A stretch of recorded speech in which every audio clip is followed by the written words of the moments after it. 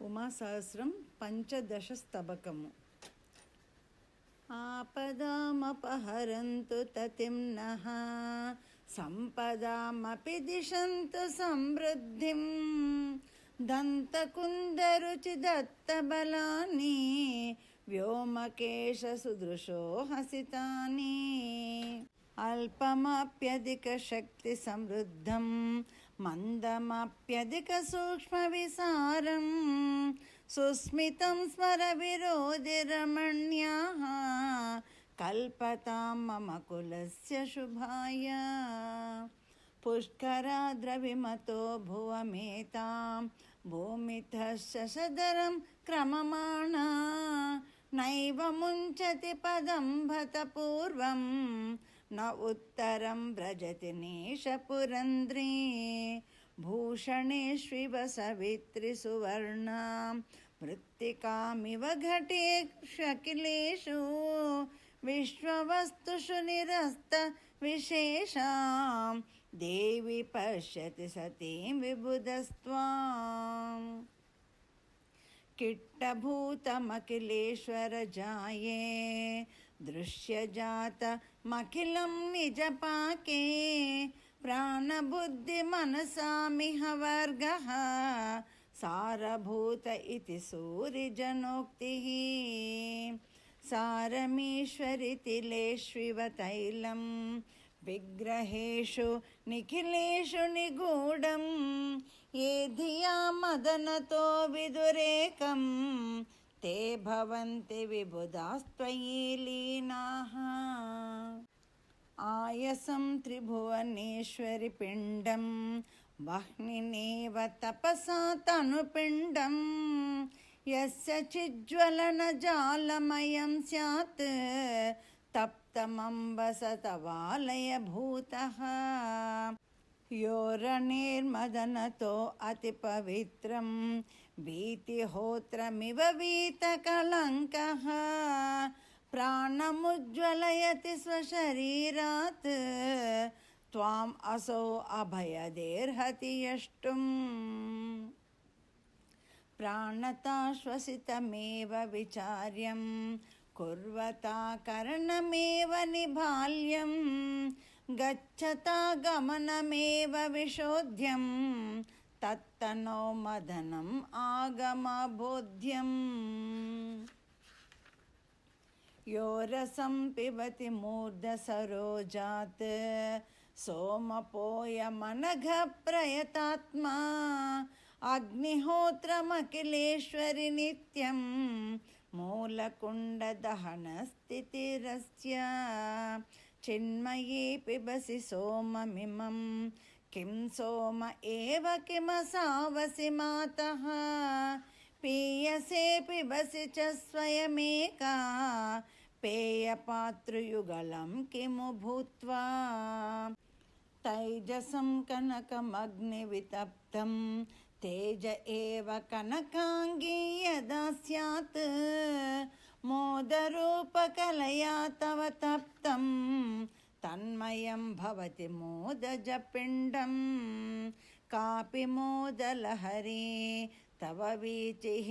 నిర్గతా దశశతారసుదాబ్దేః పూరయత్యఖిలమంబ శరీరం నేహ వేద్మి పరమే జడభాగం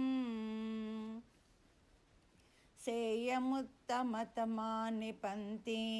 శీతలాత్ దశశతారపయోదాత్ ప్రేరితాదఖిల రాజ్ఞి భవత్యా బుద్ధిసస్యమవతాద్రసవృష్టిః దుగ్ధసింధుమదనాదమృతం వా శబ్దసింధుమదనాత్ ప్రణవో వా లభ్యతే సుకృతిభిస్తవ వీచిః మూర్ధకంజమదనాత్ రస ఏషః అస్థిషు ప్రవహతి ప్రతివేగం మజ్జసారమమృతం విదధాన బిభ్రతి మదమనుష్ణమదోషం మూర్ధకంజనిలయే తవ ధారా తైత్తిరీయ కదితో రసలాభః सोऽयमेव सकलागमवर्ण्ये एतदेष शशिमण्डलनाथे तस्त्र भाषितपरामृतपानम् मूर्धसो मम जरामररूपे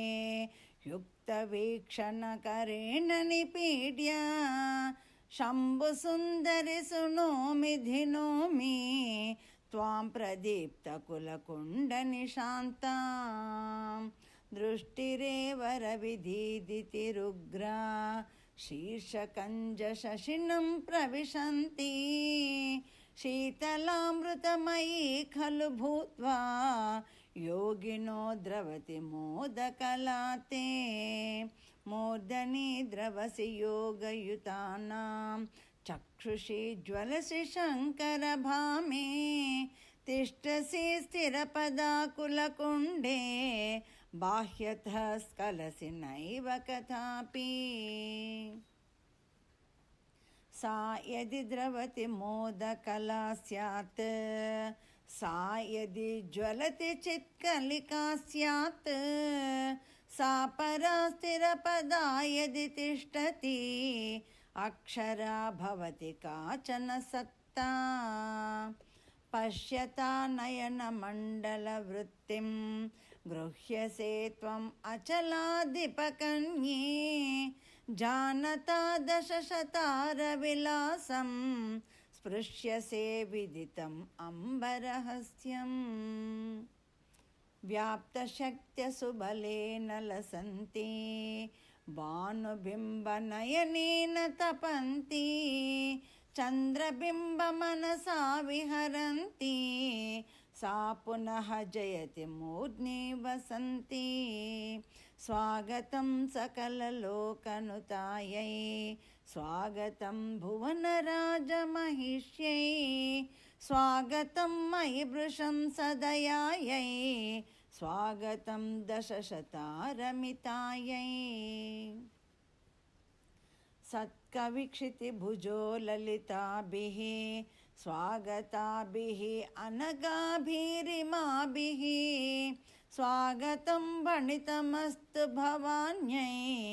खेलनाय शिर एतदितायै श्री उमये नमः श्री उमये नमः श्री उमये नमः।